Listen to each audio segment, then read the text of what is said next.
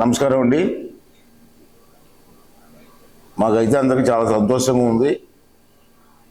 Government స్కూల్స్లో అత్యధిక శాతం రిజల్ట్స్ రావడం ఆనందంగా ఉంది మాకు. అంచేత ఎక్కువ శాతం ఎవరైతే స్కోర్ చేశారో ఆ పిల్లలతోటి సరదాగా భోజనం చేయాలనిపించి వాళ్ళందరినీ పిలిపించడం జరిగింది. ఈరోజు టాపర్స్ అన్నమాట అందరూ కూడా. నాకైతే చాలా ఆనందంగా ఉంది.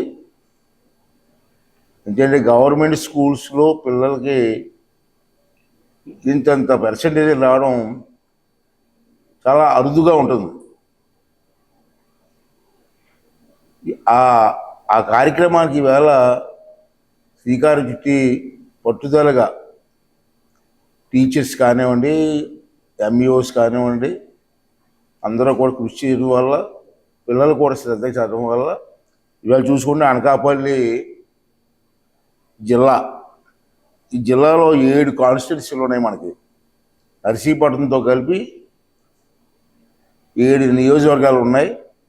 7 నియోజకవర్గాల్లో మనం చూసుకుంటే ఒకసారి స్కోర్ చూసుకుంటే అబౌవ్ 570 పైన వచ్చినటువంటి మార్కులు వచ్చినటువంటి పిల్లలు మన నర్సీపట్నం నియోజకవర్గంలో 54 మంది ఉన్నారండి. అంటే హైయెస్ట్, జిల్లాలోనే హైయెస్ట్ మనం వచ్చాం. ఇంకా రావాలి.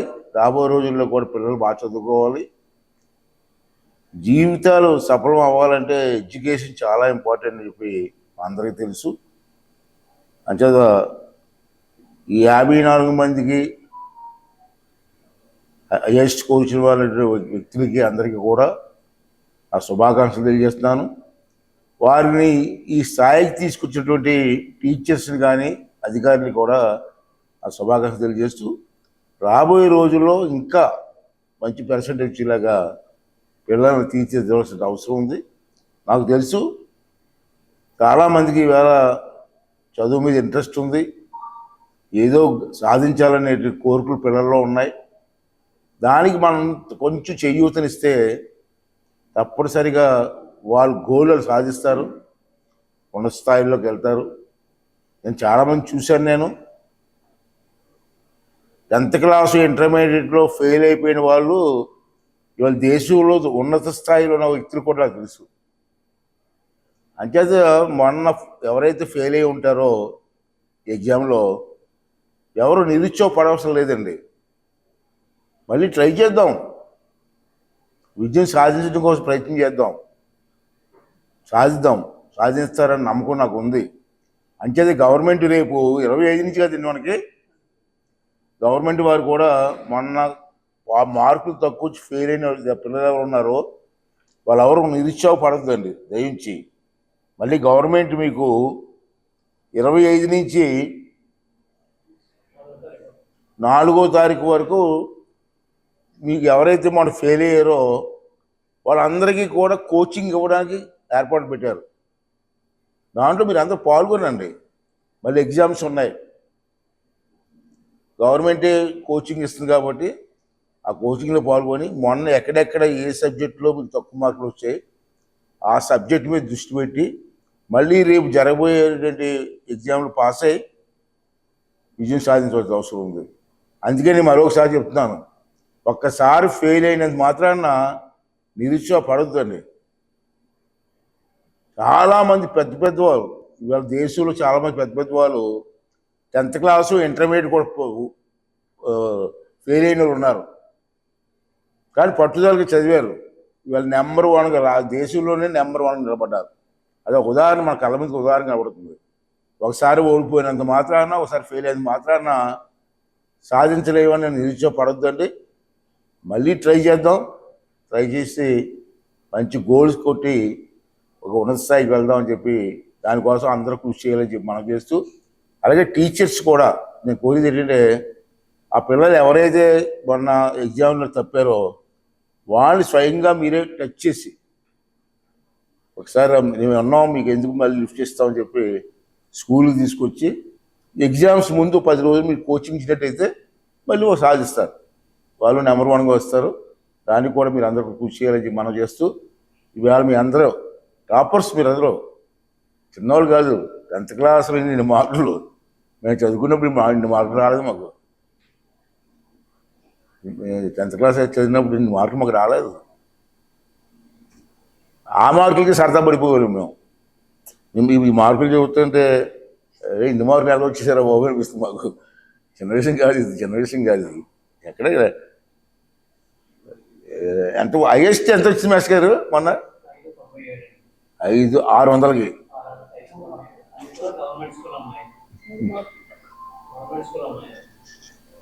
మేము 50% వస్తే హ్యాపీగా ఫీల్ అయ్యే రోజుల్లో 500కి 40 వచ్చి 40% మార్కులు స్కోర్ చేస్తే మాకు చదువుకున్నప్పుడు పెద్ద పండగ చేసుకుంటూ వాళ్ళం. ఇన్ని మార్కులు వచ్చేస్తానంటే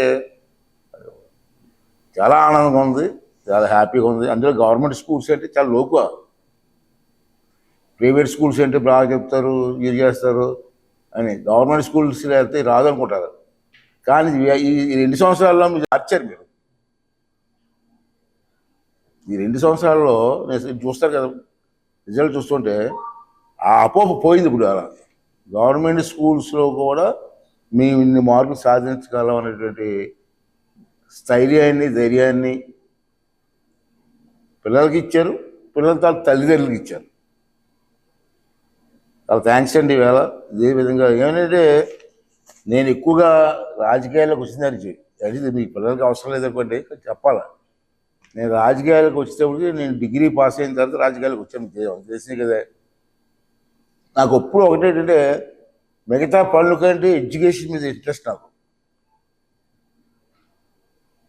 ఆస్తులు ఉండొచ్చు, ఆస్తులు లేకపోయినా, ఆస్తులు ఉన్నా లేకపోయినా బతకొచ్చు. ఎడ్యుకేషన్ ఉంటే కొన్ని కోట్ల ఆస్తి మనకి, ఎక్కడికి వెళ్ళి బతకొచ్చు. నేను ఈ మధ్య విదేశాలు వెళ్ళాను ఎక్కువగా, స్పీకర్ అయిన తర్వాత ఒక 10 కంట్రీస్ వెళ్ళాను. ఎక్కడికి వెళ్ళినా తెలుగు వాళ్ళు ఉన్నారు. లండన్ వెళ్తే లండన్లో 2-3 వేల మంది తెలుగు వాళ్ళు కలిసారు నాకు. అమెరికా వెళ్ళాను మధ్యలో 10,000 మంది తెలుగు వాళ్ళు వచ్చారు నా దగ్గరికి కలడానికి. నన్ను ఎంతమంది ఉన్నారండి, ఇక్కడే ఉన్నాం సార్, ఉద్యోగాలు చేసుకుంటున్నాం సార్. బ్రహ్మాండం, నంబర్ 1 స్థాయిలో ఉన్నారు. ఏ దేశం వెళ్ళాను, ఆస్ట్రేలియా వెళ్ళాను, లండన్ వెళ్ళాను, నేను అన్ని కంట్రీస్ వెళ్ళాను.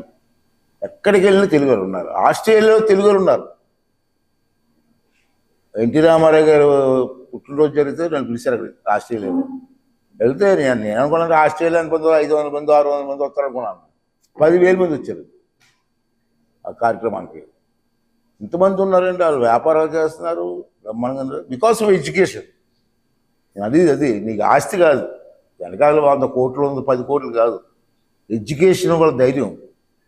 ఎడ్యుకేషన్ మనకి ధైర్యాన్ని ఇస్తుంది, ఉత్సాహాన్ని ఇస్తుంది, ముందడుగు వేయడానికి అవకాశం వస్తుంది.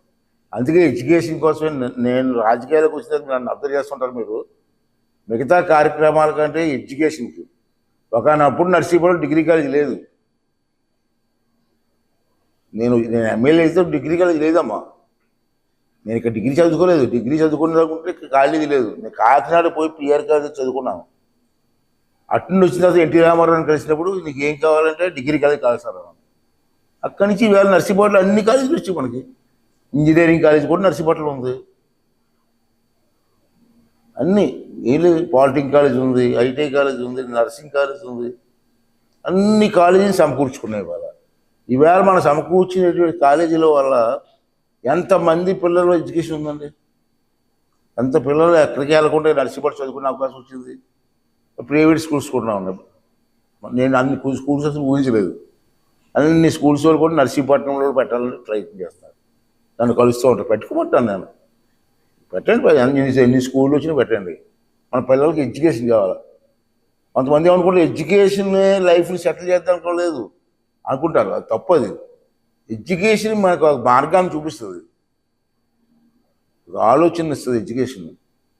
ఆ మార్గం సరైన మార్గంలో వెళ్తే సక్సెస్ అవుతాం.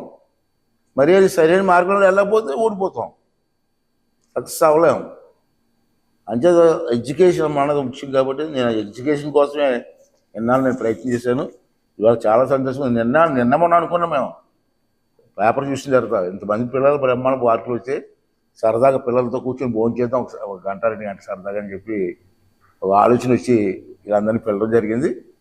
ఇంకా చాలా సంతోషంగా ఉంది. ఇంకా రాబోయే రోజులు ఇంకా పర్సంటేజ్ పెంచి నర్సీపట్నానికి ఓ ఎడ్యుకేషన్ సెంటర్గా, ఎడ్యుకేషన్ హబ్గా భారతదేశంలో ఒక చరిత్ర ఉండిపోయే విధంగా ఉండాలన్నది నా కోరిక. దానికి టీచర్స్ అందరూ కూడా సహకరించి పిల్లలు కూడా బ్రహ్మాండంగా మంచి ఉత్సాహంగా ఉన్నారు. చాలా బ్రహ్మాండంగా ఎగ్జామ్స్ రాస్తున్నారు. ఇది రిజల్టే, ఆంధ్ర రాష్ట్రంలో రిజల్ట్ చూస్తేనే ఆశ్చర్యపోతున్నారు. నిన్న ఒకరు కలిసారు, 2-3 కలిశారు నన్ను నిన్న. వాళ్ళతో ఎంత ఇంప్రూవ్ అయింది ఎడ్యుకేషన్. ఇంప్రూవ్మెంట్ ఎడ్యుకేషన్ ఎప్పుడు ఉంటుందండి. పిల్లలు తెలివితేటలు కూడా మెరుపు రావాలంటే సాన పట్టాల. మామూలు బంగారం వేసుకోండి మెరదు, దానికి కూడా మెరుపు పెడితేనే మెరుస్తుంది. అలాగే పిల్లలు కూడా మనం సాన పెట్టి చేతికైతే ఎక్కడికైనా వెళ్తారు. కొంతమంది కలెక్టర్లు చూస్తుంటాను నేను. విజయవాడ మీటింగ్కి వెళ్ళినప్పుడు యంగ్ కలెక్టర్లు వచ్చారు, అమ్మాయిల మధ్యని. చిన్న పిల్లలు ఐఏఎస్ పాస్ అయిపోయి వాళ్ళు చూస్తే ఎంత ఆనందమ్మా. పూర్వం కలెక్టర్ గారు అంటే గొప్ప మనకి. నీ చిన్నప్పుడు కలెక్టర్ గారు చూడడానికి వెళ్ళేవాళ్ళం. ఐఏఎస్ చదివారా, బాబు ఎంత చదివేలా చేశారు అని. ఈవేళ పిల్లలు చూస్తుంటే ఐఏఎస్ బ్రహ్మణ చదివేస్తున్నారు ఈజీగా. సబ్ కలెక్టర్లు అందరూ చిన్నపిల్లలే. వాళ్ళు చూస్తుంటే ఐఏఎస్ ఎంత హ్యాపీగా చిన్న పిల్లలు, పెళ్లి కాని పిల్లలు కూడా ఉండదు దాంట్లో ఐఏఎస్లో. ఎడ్యుకేషన్ మోస్ట్ ఇంపార్టెంట్ అయిపోయింది లైఫ్లో. అంటే మన పిల్లలందరూ బాగా చదువుకోవాలా, దానికి మీరు అందరూ సహకరించాలా.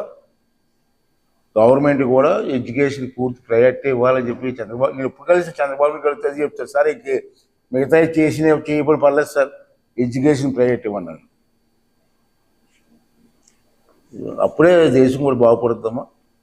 కానీ ఇవాళ మంచి సంతోషం లైఫ్లో చాలా రోజుల తర్వాత ఇంతమంది పిల్లలు బాగా చదువుకున్న పిల్లలు మంచి స్కోరింగ్ చేసి పిల్లలతో కూర్చోబోతేయడం కూడా అదొక అదృష్టమే మాకు. కొంతమంది ఏమనుకుంటారు, మాతో కూర్చొని అదృష్టం అనుకుంటారు. మాతో కూర్చుంటే ఏముంది, ఏముండదు. ఈ చదువుకున్న పిల్లలతో కూర్చుంటే ఒక ఎడ్యుకేషన్ ఆనందం అది వేరు. మరి ఈ అవకాశం తీసుకోవడం జరిగింది. అందరూ మీరు వచ్చినందుకు మా పెద్దలందరికీ మా నమస్కారాలు.